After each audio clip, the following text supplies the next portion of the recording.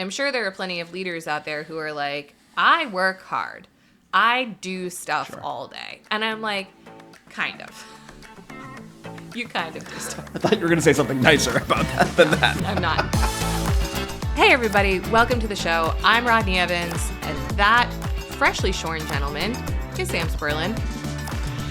I don't think you can say that 2 episodes in a row. I think last time you said I was freshly shorn, so now I am mediumly shorn. You're mid-shorn? All right, whatever. Yeah. Welcome back to At Work with the Ready, where I am corrected by my co-host. It doesn't matter who I put in the chair. That's their entire thing.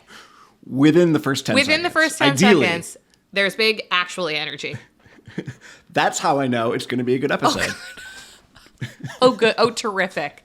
What is this podcast about? It is about modernizing organizations as the future of work collides with the present moment. And each episode, we turn our attention to one common organizational pattern, or group of patterns in this case, that we think is worth digging into. We pull it apart like nachos, and we propose solutions for what to do instead. Have you ever had tachos? I don't know what a tacho is. They're tater tot nachos with tater tots instead of nacho chips. Okay. They're perfect. That sounds pretty good. It's a perfect food. I thought it was going to be taco related, and then I was like, that's just nachos. That's just broken tacos as nachos. No, tater tots, my dude. Right, cool. They're very good. This week, we're not talking about that, though now I wish we were. We are going to talk about leadership and transformation, which, again, not an episode we've exactly made before, surprisingly. So I'm pretty excited to dig into this one. But before we do, we must, we can check in. Yes, we can. And yes, we shall. And yes, we must. Here is our check-in question for today. Little curveball. If we had to get a non-traditional pet, what do you think your co-host should get? By non-traditional, I mean no cat, no dog. Chinchilla. So, okay. I was getting ready to explain it more. I get it. And you're Chinchilla. You're just on top Have you ever of it. seen a chinchilla? They're so cute. And I didn't include a why in the question, but I have to ask the follow-up question. You just want me to have a chinchilla so you can hang out with a chinchilla? Yeah, basically. Because can you imagine if you had a little chinchilla in your hands on this podcast? Oh my God, our YouTube views would be through the roof. That's true. I know I have a project on our internal kind of podcast meeting around marketing moves that we're trying, and I have not yet added get a chinchilla. Get a fucking chinchilla, Sam. So do you care about this show or not? My answer for you is a penguin. Ooh, why? Because it would go swimming with you. And penguins are very good swimmers, and I feel like a particularly intelligent penguin could be like a not a spotter. What's it called when a pacer for you? He'll teach you how to swim real good. Oh my God, I would love to have a little penguin buddy swimming with me. If I could choose, I'd probably rather have a dolphin as my swimming buddy, but a penguin would work. Here's the thing. A penguin can hang out with you on dry land. Dolphin, where are you going to keep a dolphin? So after the swim, the penguin and I can chill on the dock? He'd be sitting in that chair right there over your shoulder during this podcast, just hanging out, eating a fish. And he could go in my car. He unlike could, dolphins. easily. Little seatbelt. Oh, it's just, this is the cutest check-in round that ever happened. It's just adorable. Right. You know what else is adorable? Is the reviews that we're getting. We've gotten reviews that are so nice that Jack has been screenshotting them and posting them in Slack so that everyone at the Ready knows that people actually listen to this show and think it's good. Last night, I read out loud one of the latest reviews we got to my wife because it was so heartwarming. And we had a moment in the kitchen of we're making a cool thing. We're making a thing. And if you don't leave us a review and Jack doesn't screenshot it, then we don't know if we're talking to anyone. I mean, we see data, but it's not the same. It's I don't know if you're just putting this thing on while you mow your lawn and you can't actually hear it. It's different when you send us a review and tell us that something happened and you did something different and whatever. It's very meaningful. I really appreciate it. Oh, and also still follow us on LinkedIn. Follow us on Instagram. People are starting to send us hilarious work memes on Instagram, which we're enjoying very much. So get in on the fun. At Work with the Ready is the handle, which I now know is both the name of the show and our handle on Instagram, because I'm a professional. Wow. Funny how that works. Should we talk about the topic? Yeah. All right, you teased it, and I'm gonna do a quick little intro here. Leadership teams, what even are they, and what do they do? Is kind of the topic here. Where does leadership fit into organizational transformation? What do great leaders of transformation do and don't do? Those are kind of the types of questions that we're going to dig into today. And you have a really, I think, very well articulated take on the overall pattern. Thank you. It is a little bit more macro, as you pointed out, than what we usually talk about on this show, because it comprises lots of smaller patterns repeated over time ad infinitum. And so this is the lay of the land as I see it today. The role of leaders in organizations, as we know them now, has been shaped by more than 100 years of history. There were other things that happened before that, but we won't worry about it for our purposes. If you think about the first wave as being post-industrial revolution, when management science came to the fore, that was the time where efficiency became really the watchword and the first principle. The idea around leadership was that you would separate those who think from those who do. The leaders or managers of production lines would sit off to the side or up above an assembly line floor, and they would think about process improvement and worker motivation and innovation in order to get more X with Y. And the workers were meant to just do stuff, just execute. Then we sort of saw a second wave come with the information age. And this started with the advent of technology in the late 50s, early 60s that started automating processes. It obviously became exponential with the rise of the internet and a lot of organizations becoming digital first. This is a time where the watchword became more about strategy and innovation than just efficiency. And what we saw was a real trend toward pushing the thinking from the leadership down to the doers, so that the leaders were thinking, but everybody else was thinking and doing. We saw a drumbeat around empowered workforces and why that was important. We would posit that we are now in a third wave that many don't yet recognize that we're in, which actually requires pushing the doing back up. So we want to see leaders out of the sunshine zone, as we've described it on previous episodes, exclusively, and with their hands more on the work of the business. Because with the level of complexity that we are operating in, we can no longer afford to have thinking and judgment and steering and really critical strategic moves separated or divorced from the work of the business. We need both leaders and doers to be both thinking and doing. And we'll talk more about that, but generally the pattern is that's not what's happening. We are generally seeing folks stuck in that second wave where they're still focused on empowerment, and we're like, bro, it's a whole new game. Yeah, so this next kind of phase of the podcast, we'll be getting into more specific patterns that fit underneath that pattern that you just described. Yeah, you want to kick us off? I want to give Tabia a quick shout out for coming up with this topic in the first place. Beavers, yes. I have literally never called her in my life. I called her that by accident on Friday, and it just stuck in my brain as being funny. Okay. I just followed your energy on that one. I mean, hopefully she doesn't hate it. We'll find out. But she'll love this episode. But that's just to say, if you have other topics you would like us to hear, definitely hit us up with that. And if you are a member of the Ready listening to this, that includes you, obviously. You'll probably end up with a nickname you didn't ask for. Exactly. All right, I'm gonna take a crack at. I'm gonna grab one of my favorite ones off of here, and I think it's really around. I want to give leaders benefit of the doubt just to start, which is the pattern around.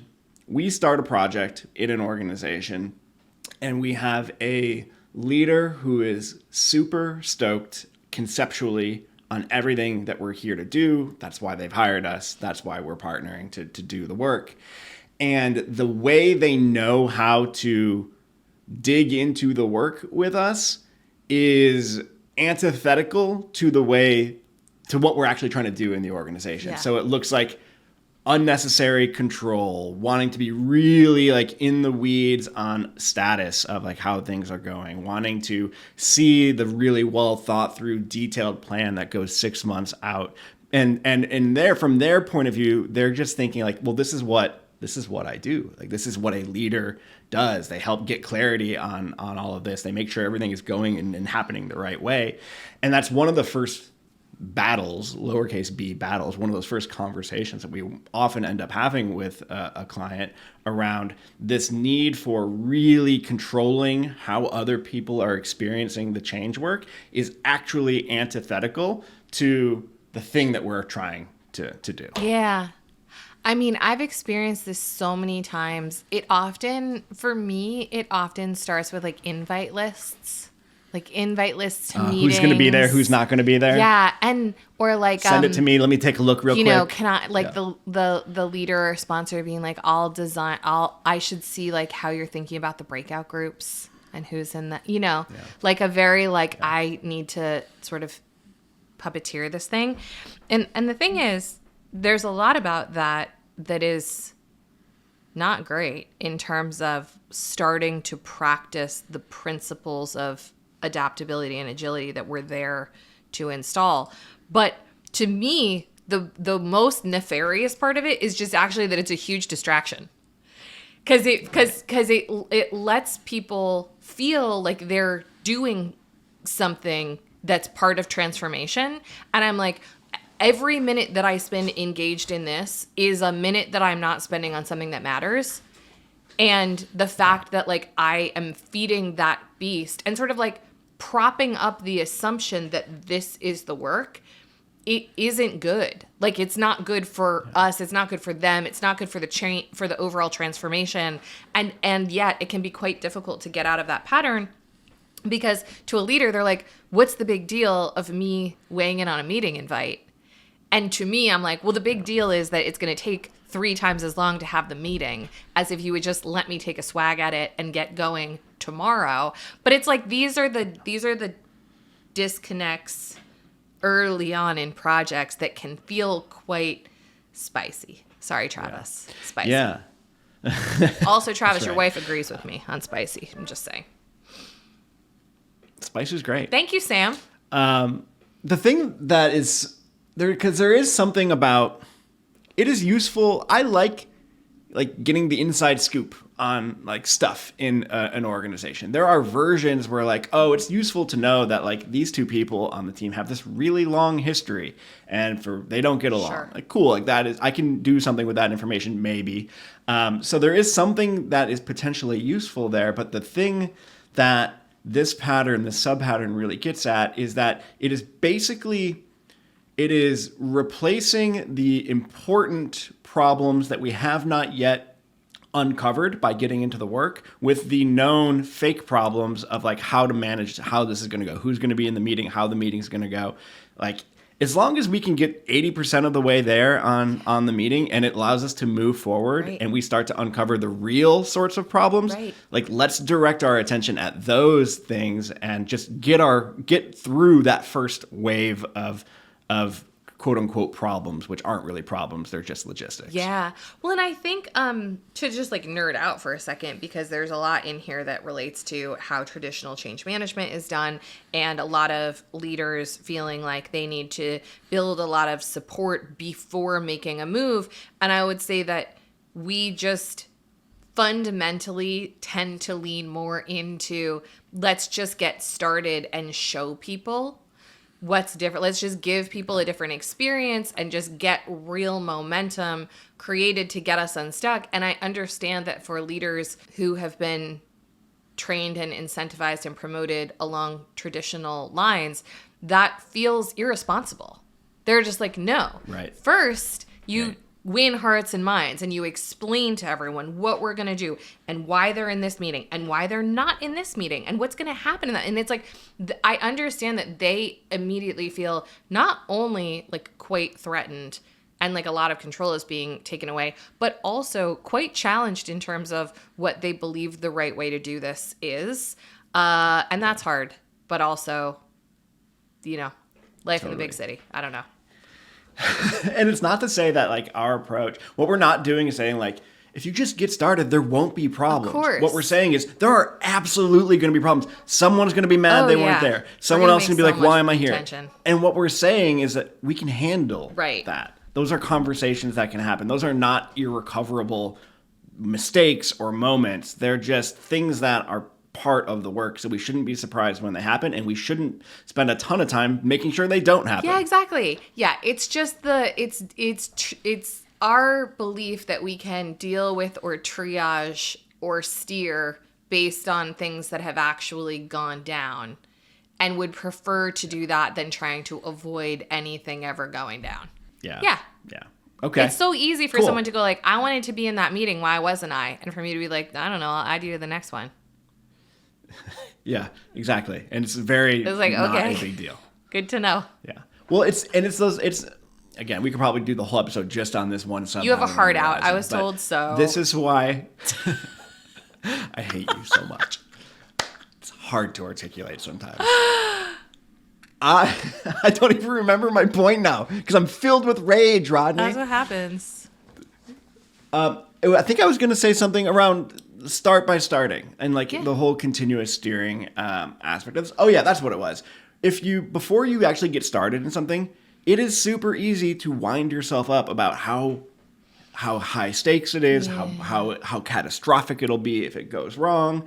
And like that is a exercise in creative thinking that anybody can do. And I think humans are actually naturally wired to do it. So let's not stay in that place too long. Yeah. Let's not give ourselves the opportunity to just let our brain start spinning up about how this is going to go poorly. Let's get it safe to try and actually start rolling out so that we can start responding to real things, not the made up things in our heads. Yeah. And there's also like, maybe you know the psychology of this, because there's also like midnight zone stuff that shows up in this, the sort of invisible personal layer that I think when something is changing, whatever it is, whether it is a meeting rhythm, whether it's the structure of an organization, whether it's the strategy, whether it's a comp thing, whatever it is, like people have real midnight zone shit that immediately comes into the Twilight Zone actual visible working arena. And I often think that the perception of change is much scarier than the reality of change. And that like so much of it I think is related to people who have been fired or had their role reduced or ended up like, you know, a lot of my own change trauma is about like getting reorged under terrible bosses and just getting passed from one to another and being like, what fresh hell will this org chart bring? Let's wait till Monday when they just like tell me where to move my shit, you know? So it's like we all have that stuff, but I do think that particularly for leaders who are trying to steward a change, we have a responsibility to be aware of what our stuff is and to stay in the present of like, am I actually under threat right now? Or could I wait a little while? Could I be a little patient? I used to know a guy who was a very successful investor, and whenever he was getting pitched, his tagline to his team was, can you suspend your judgment for just 10 minutes? And I think a lot of us would do well when we're trying to hold space for any kind of change to like suspend our judgment for just 10 minutes. Well, and this is the type of thing that you can build comfort in by doing it consistently. Yeah. So in these examples that I'm thinking of with leaders who maybe initially showed up in this kind of controlling way, they got through it pretty quickly with us because they saw that we can like just do things and respond to what's happening and everything's okay. And like we can pretty quickly adapt to that as well. Yeah. I will say, I think this relates to another point that you wrote down, which is, I think because a lot of leaders and particularly leadership teams don't have a lot of written record of what their shared work is, what the purpose of their team is, what their shared accountabilities are, what their clarified authority is. That is problematic for transformation in ways that you can talk about. But I think related to this other point, because that is generally true, they feel the call to insert and control very quickly because the rules of the game aren't clarified. Like the rules of the game for a leadership team who is stewarding and sponsoring transformation is often quite murky. And so a lot of times, because it's not articulated, that's like, we're going to give this 6 months and this much money and this much time and this much resource and this much guidance and whatever to like really see what kind of haste we can make here. Because that's not often like contracted and agreed to, I think everybody brings their control moves to bear as soon as something starts to shift. They're just like, uh-oh, no thank you. Yeah. It's like an immediately, everybody like claim your territory in this murky land and then get ready to defend it from each other. Yeah, exactly. Yeah. No, this whole thing about leadership teams rarely having done the work to articulate their shared work. There's irony in me mispronouncing the word articulate.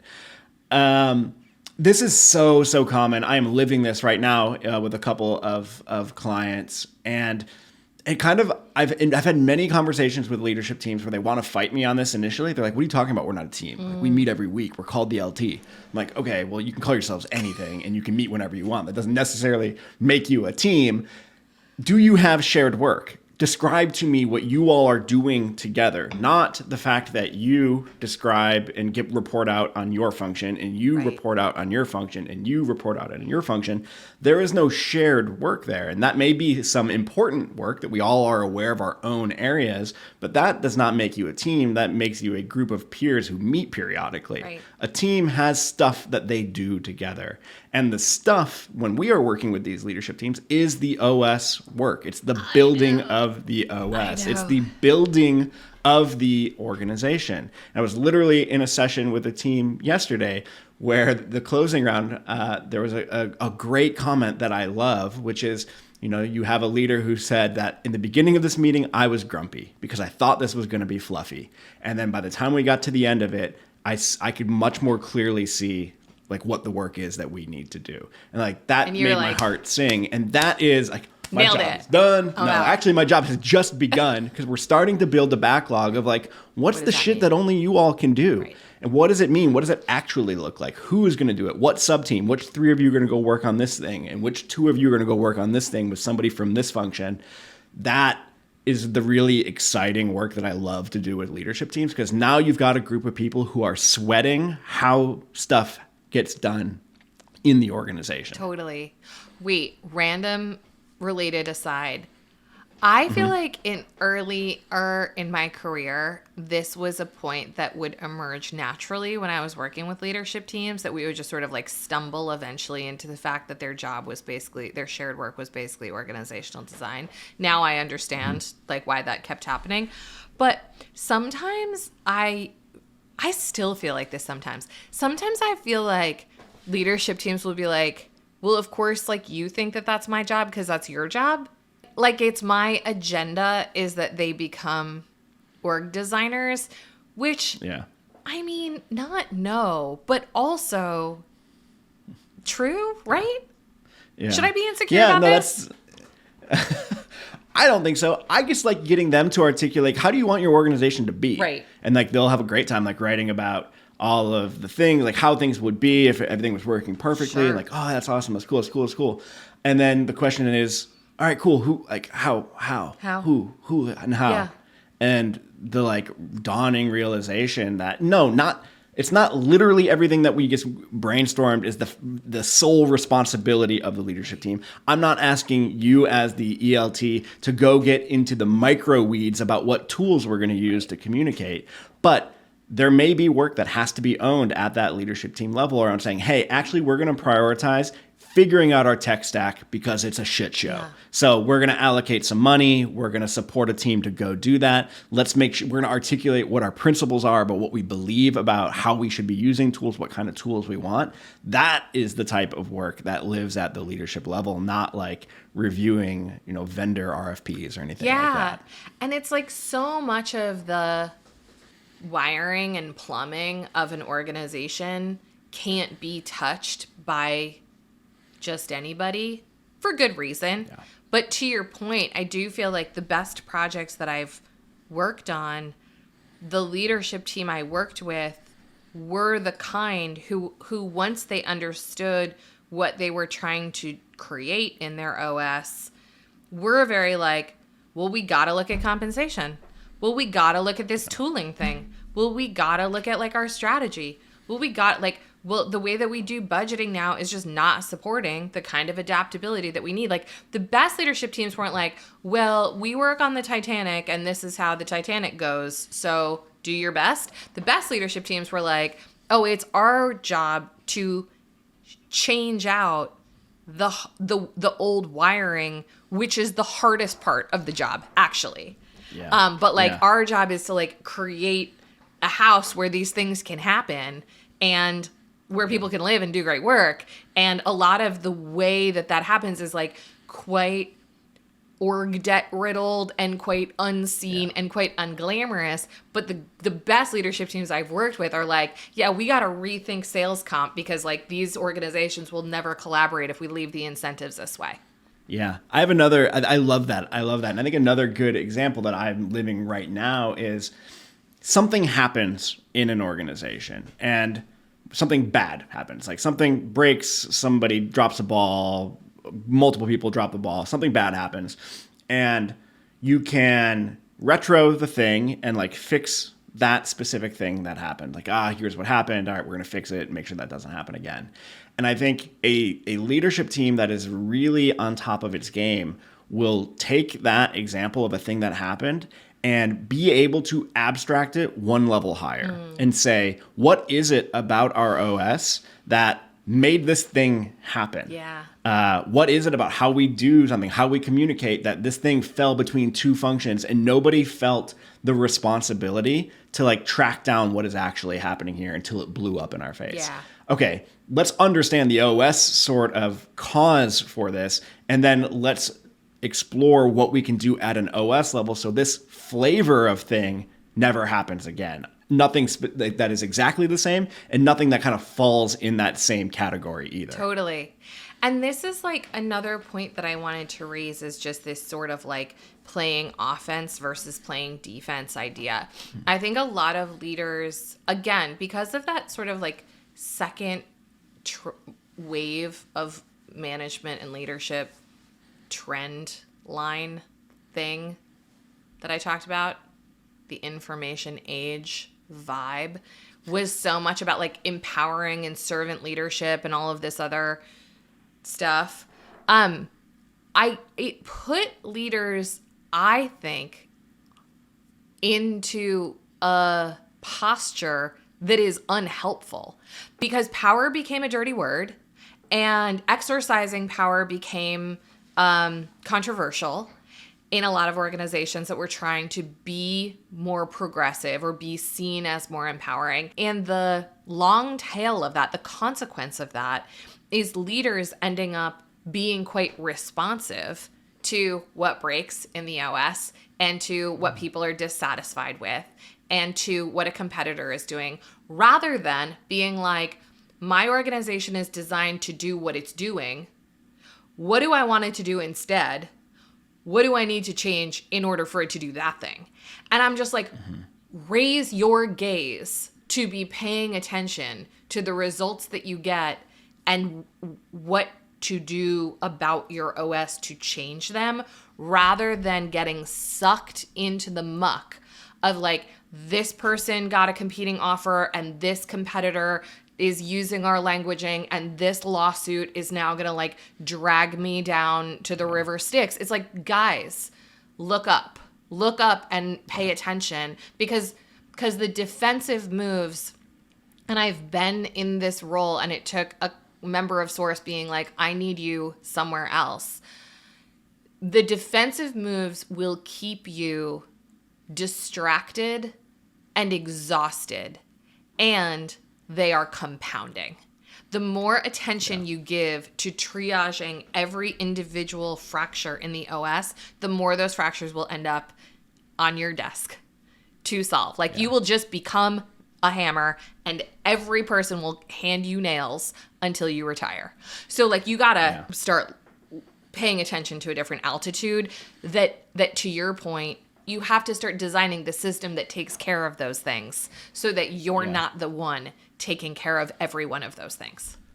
Totally. The way I sometimes talk about it with leaders is that I will say the statement that everybody seems to be playing at one level lower than they should be in this organization. Yeah, so true. You've got VPs acting like directors, you've got directors acting like managers, you've got managers acting like individual contributors, and you've got really pissed off individual contributors not wanting to being micromanaged. Yes. And we need everybody to level up one higher and care about the things that only you can do at that level. Right. And that's the hard thing about that, though, is the stuff that you're doing one level down is comfortable and knowable, even if it's frustrating. Totally.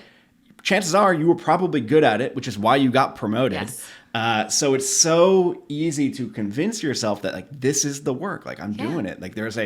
Here's the punch list, here's the backlog, and I can do these things. Meanwhile, the whole realm of thinking and guiding and all of the other accountabilities that truly live at that level of the organization are either not being done or they're being done by the level above you in a not particularly optimal way. Totally. I mean, when I went through this personal crisis, coming up on 2 years ago, I really the analogy that stuck in my mind when I was really fucking this up for myself was that I was I want to be an architect, not a handyman. And I was I cannot be the Reddy's janitor as my entire job because we'll never get anywhere. Yeah. We'll never get anywhere if the people who are supposed to be working at the next level up are working at the level down from where they are in terms of their scope of impact and their vision for the thing and their ambition. Yeah, and that's not to say that architects can't occasionally pick up a hammer and go help, but it's not their default mode. And if the architect work isn't getting done, we know to go talk to the architect about coming back and doing some architect stuff and put the hammer down for a little bit. Yeah, exactly. This is bringing me to another thing that I wanted to talk to you about, which is what real work is. This is quite philosophical. What even is work? I mean, it is the second word in our podcast, but what even is work? Do we mean by work? Okay, but for real, when I say the third wave of management philosophy here means pushing the doing back up, I'm sure there are plenty of leaders out there who are I work hard. I do stuff all day. And I'm kind of. You kind of do stuff. I thought you were going to say something nicer about that than that. I'm not. I'm really not. And look, again, like everything else in organizational design, I am not going to blame the human beings who are doing what the system is telling them is expected of them, is paying them to do, is rating them based on doing. It's I get why you're doing a made up job. It's because literally it's what you're hired and told to do. But I think that, again, if you think about the most expensive people in the building whose time should be the most valuable and therefore applied to the most valuable things, I think I see a lot of leaders spending a lot of time judging the work of people that report into them. And by judging, I mean giving feedback, asking probing questions, being presented to, and then a lot of work influencing across with their peers, and then a lot of work managing up to keep focus, to keep the right kind of attention on them and their organization. And to me, none of those three moves are the kind of work that I want to see the most valuable people in the building doing. What do you want to see them doing instead? Well, lots of things. If you think about the sunshine zone as being where all of the assets that get created in an organization are, and you think about a lot of leaders spending a lot of time reviewing and moving pixels around on PowerPoint decks, I really want to see leaders out of the sunshine zone either up or down. I want to see them both paying attention to the external environment and the landscape and noticing where their organization is situated in the broader environment, what kind of trends environmental, socioeconomic, are likely to be impacting their business or impacting their competitors or creating opportunities. I want them sort of in the sky zone being like, what's the weather up here that we should be paying attention to? Which means like I would rather see a leader who's spending 2 hours a day reading than spending 2 hours a day getting presented to by a team member with a very well polished PowerPoint deck. Like I'd rather that someone has a curated X feed and is spending 2 hours a day like clicking into articles about things related to what the core of their business is, then those 2 hours having someone be like, and if you could turn to slide 17, which also says nothing. So that's the up move. And then the down move is get into the twilight zone and pay attention to ways of working. So it's like, be the person, to your point earlier, who's like, what around here actually needs fixing, changing. Be the person who is digging into the tech stack, the resourcing, whether we have the right talent and why not, et cetera, et cetera, et cetera. Be the org designer. Yeah, and exactly. And if you think about it, like who else is going to do that? Everybody else is doing their job in the system. And they, because of how we tend to build organizations, probably don't have a whole lot of slack in the system for changing it.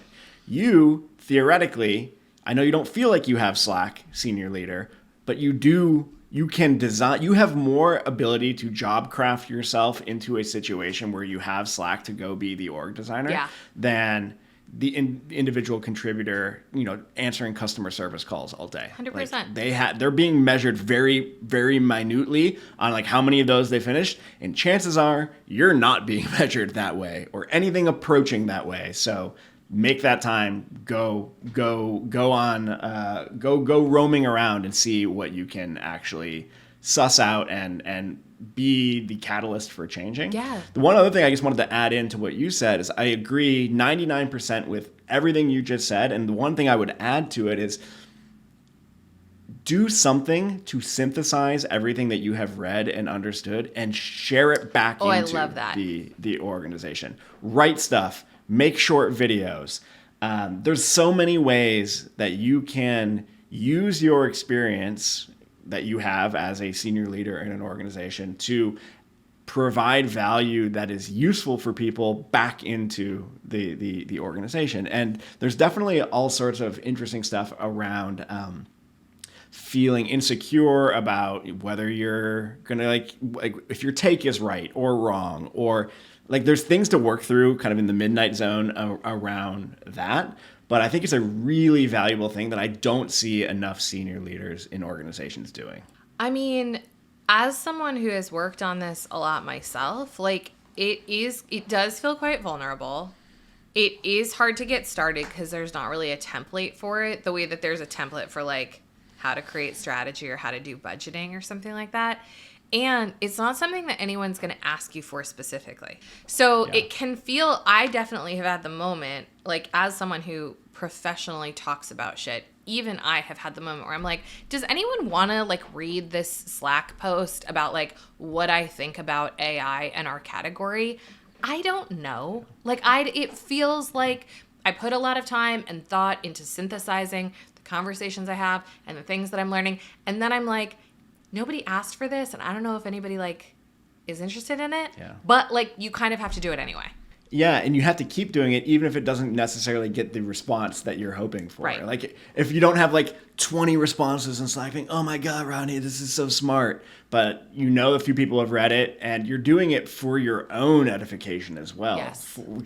You're externalizing your own understanding and growth. Totally. And if there are some people who are finding it valuable, I would say it's probably worth doing. And I think it's really interesting. You said like nobody's going to be asking for these, except at the Ready, we have now created an OS where if you didn't write a source ship for like 3 months, people would be like, what the fuck? What are you doing, Rodney? Like, where's the thing? I get a lot of emojis, which is nice, but I don't know if anybody would be like, this is missing. I absolutely guarantee people would say it's missing. Not everybody, but I would be one of them. Like I have like my list of all the ships that I expect to kind of see every month.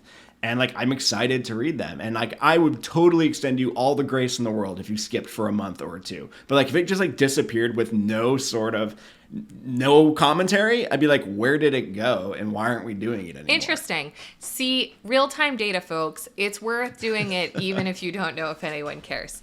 I mean, look, I think this is sort of like going back to the beginning of our conversation. It's really easy if you are a leader of anything, and certainly my leadership, considering I don't directly manage people, looks very different than a lot of our clients. But the principle is the same, which is like, you got to try some stuff and get out of your own brain. And it's a lot easier, if you're willing, it's a lot easier to do this work of being like, my job is actively learning and modeling that for the organization, staying ahead for myself and for the organization, synthesizing and sharing what I am learning with the organization, and kind of keeping at it, like just keeping at it, even though like learning is not in and of itself something that someone tells you is the job. It kind of is the job. And like, to me, this was a thing that we created when I was at MG, but like, if there were two skills that we found through like a lot of interviewing and research to be the most predictive of someone who is seen as an adaptive leader, it was continuous learning and self-awareness. Because it's just like the awareness to know what you don't know, the muscle to fill it. The awareness to know what you don't know, the muscle to fill it. And it's just like, if you really develop those two moves, you're pretty golden. And most leaders that we work with in large organizations were not taught that, do not have time for that, and are not incentivized or told or asked to do either of those things with any regularity. Totally. Before we move into talking about what works instead, I have a question for you that's not on the board, but I think would be maybe an interesting little convo. And if it's not, Jack will get rid of it. Great. How has your thinking about the role of leaders and leadership teams changed over the course of your career doing organizational transformation work? You made the point that I don't know how many episodes there's been of this podcast, and we hadn't necessarily done one on leaders and leadership yet. And I think when I think back to the early days of the Ready, I don't know that we spent a whole lot of time talking specifically about like, how do we engage with leadership teams? What's their role? So I'm just curious what comes up for you when I ask that. Yeah. I mean, I would be curious for your take too.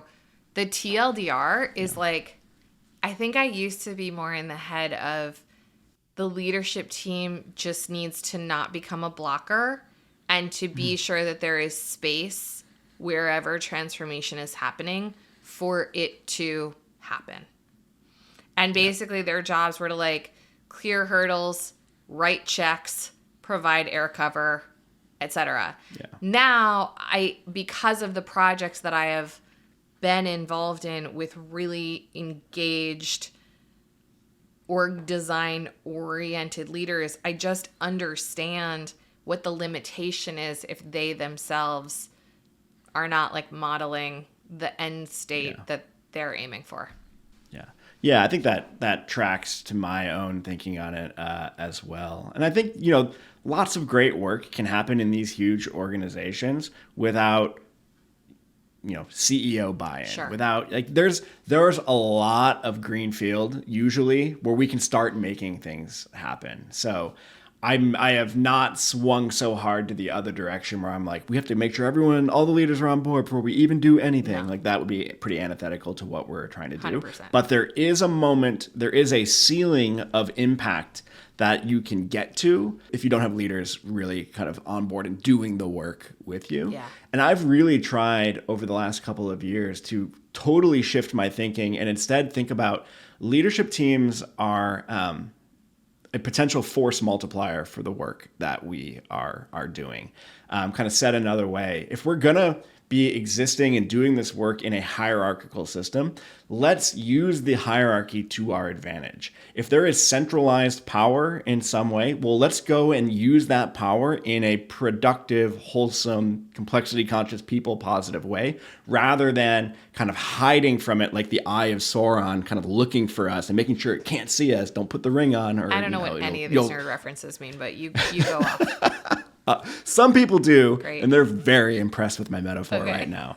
But I have really started to enjoy explicitly working with leadership teams in partnership with them in the other kind of transformation work that is happening within their orgs. Cool. I love it. All right. Cool. I can't believe you don't know my Lord of the Rings metaphor. You haven't seen or read Lord of the Rings? I did see them. Okay. I watched them when I had the flu, before I had cable when I was poor, and my ex-boyfriend had left 3 Lord of the Rings DVDs that he got for Christmas in my house, and I didn't have anything else to watch. I was too sick to go to the video store, so I just watched them back to back for like 9 hours, but I don't really remember. Yeah, they seem to have not really made an impact. They didn't really land. Maybe you should watch them again in a better physical state. No thanks. Just saying. Okay. How about we tell the people what to do? Well, I'm trying to tell you what to do, and you won't listen to me. I know. That's the real TLDR of this podcast. Nobody listens to Sam. Or Rodney doesn't listen to anybody. I don't know what the takeaway is. Both? It might be both. Could be both. It might definitely be both. Right on. Why don't you go first this time? Okay. What's one of yours? Great. Here's the thing. When you are part of a leadership team that is stewarding a transformation of any kind, of any shape, whether it is evolutionary or revolutionary, whether it is an incremental, you're running your first cross-functional mission-based team, or it is an overhaul of the op model, shit is going to be messy. And, I've said this on this show before, but one of the lines that I say to people in Source regularly is like, 50% of the people will be mad at you 100% of the time. That's the gig. And I think any time that you are someone who is stewarding any kind of change, that is going to be true to some extent. And I think that in order to become the kind of org designer that we're talking about, someone who is really working it in the twilight zone, leading the retrofitting of new pipes and new wires in the house, you're going to have to know why you're making certain choices. And you're going to have to get really clear on what the principles are that you are designing for and toward. And know that. Know that. And know that with your team. Because it's going to be really easy to negotiate away from those things when someone is angry, or when someone threatens to leave, or when someone who's very important, is angry about their new boss or their comp or this meeting or this whatever. There's gonna be choppy water. And I think you have to, as a leadership team, understand what you're trying to do and why in order to weather those storms. And in addition to that, I don't think that any modern leader can actually do what we are doing right now or what we're talking about without some external support. I think if you do not have a coach, a therapist, an advisor, whatever, you almost inevitably will bring your midnight zone shit to the team to deal with. Yeah. And I think it is all of our responsibility as stewards of organizations and transformations in particular to be doing our own work so that we're not unwittingly burdening our teammates with the work that we haven't done for ourselves. And so the why is really important, and then the way that you're able to navigate when it gets hard, and it inevitably will, is really important. I love that. Speaking of the work, my idea is around a different type of the work, which is defining that shared work that you all have as a leadership team. So talking to a leader and their team here, get around a table with an OS canvas and fill it out in terms of what is true right now in our organization as it relates across these 12 fields of the canvas. What's working really well? What's not working as well? Let's start to develop a lens through which we can look at our organization and start to see and better understand it. And then let's do a similar exercise, but instead talk about the ideal future that we would like to be in. It'll help us see where we have potentially at odds descriptions of an ideal future. That happened yesterday in a session. Like, interesting. Two leaders had like very different takes on like what would good even look like in this field of the canvas. Without giving anything away, can you be any more specific than that? It was, I mean, basically it was in the authority field, and somebody had kind of written what you would probably expect one of us to write around like pushing authority to the edge and, fewer decisions coming up to the senior VP level. And then somebody else wrote something which was basically, and I think there's more nuance here, but what the sticky essentially said something around like, we all have a chance to weigh in on every decision, but then the CEO decides. And though you can't have both of those. And, you can make, like, I would prefer the former much more than the latter, but the latter was probably better than their current state. Right. So it already started an interesting conversation. This whole exercise, though, is just starting to build the muscle of noticing what the shared work is, and then you can start to get after it in various ways, building it into your operating rhythm, making sure that you have projects in your action meeting that are related to building the OS, not just showing up to our weekly ELT meeting and all of us kind of sharing out on our thing and hearing a presentation from somebody else. We're trying to move beyond that. Yeah, that's not it. Cool. Not it. I feel like my ideas are sort of squishy, but they work for Rodney, me. This whole world of work that we are in is quite what squishy. Is work the even? Squishy stuff is what is work even? What is leadership? A big thing that I have learned is that with very few exceptions, like I can count on one hand, I think people will work to the expectation that you set for them. Like, I fundamentally think the people that I work with basically can achieve anything that I believe they can achieve. Like my belief in them is almost always sufficient for them to realize their own ambitions. And I've actually recently, I'm going to hold this up as a shameless plug. The author of this book, which is actually a clinical text, it's called Functional Analytic Psychotherapy Made Simple, is written by my coach and friend of the pod, Gareth Holman, who is a genius. And there's a thing in here that I've really been pondering recently. And I'm not going to use Gareth's words because they're very like clinical words, but in my own interpretation, I think about the fact that as leaders, especially in change, we have to balance expectation and support. And like our job is to create enough awareness to make a space to do that. But I would say earlier in the Ready's history, I felt very high expectation, not articulated by someone else, just like it was in the air. It was just like free form, high expectation. Free form, like amorphous, impossible to meet expectation. Okay, so it's not just me. Unclarified, amorphous, incredibly high standards, and not a lot of felt support for achieving them, which I think for a lot of folks kept us in like a little bit of a loop of like, am I enough? Am I doing enough? Is this good enough? Like, because it was both unclear what enough was and there was no real support to get there. I say this because I think, because also I think it can swing too far the other way. I think too much support and space holding and coddling without expectation creates a bunch of entitled babies. So I do think that if you are a leadership team that is stewarding any kind of change or just like designing your org, you have to look really critically at what is the clear expectation that you're setting. Often that will have to do with principles. It'll be like the clear expectation that we have around compensation is that it is equitable and it is pegged to market.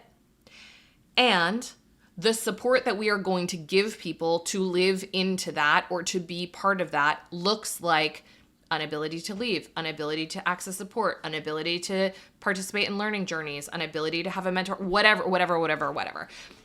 I think that it is our job, if we want to bring an organization with us in change, to constantly be balancing expectation and support.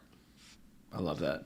Yeah. It's like everything, there are continuums, and it is not a binary one or the other choice. Totes. Third ways abound.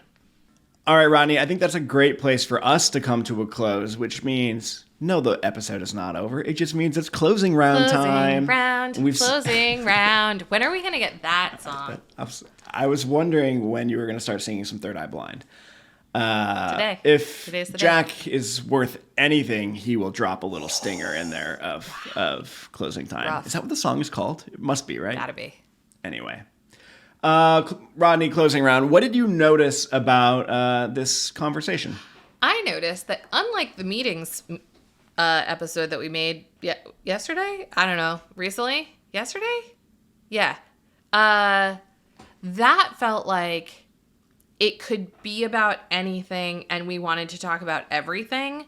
And this episode somehow, even though this topic is like as wide and deep as the ocean, we managed to find some real like essence in the discussion. Yeah. And it felt very organic to me that happened, and it was really fun. Yeah, +1 to that. I have a hypothesis. I noticed, and this is really bringing people behind the curtain. In our mural board, we have, our kind of structure of how we want to do the meeting. And in the orange section here, where we have describe the essential thing, why it persists, and what it costs, why it's bad, I just kind of treated those three things as just all the same. And we just kind of jumped around where it made sense to connect things, as opposed to being like, first we describe, then we talk about why it persists, and then we talk about why it's bad. Cool. It was I think that's where the organicness was. So maybe we should play with that more in the future. I don't see why not. All right. Well, let's officially wrap now. And as you all know, we're always looking for new topics for the show. So if you have an organizational pattern that you're having trouble changing, shoot us a note at podcast@theready.com. This show is engineered by Taylor Marvin. Hi, Taylor. And produced by our favorite person. He really is one of my favorite people, Jack Van Emberg. At Work with The Ready is created by The Ready, where we help organizations around the world change the way they work. Thank you so much for listening.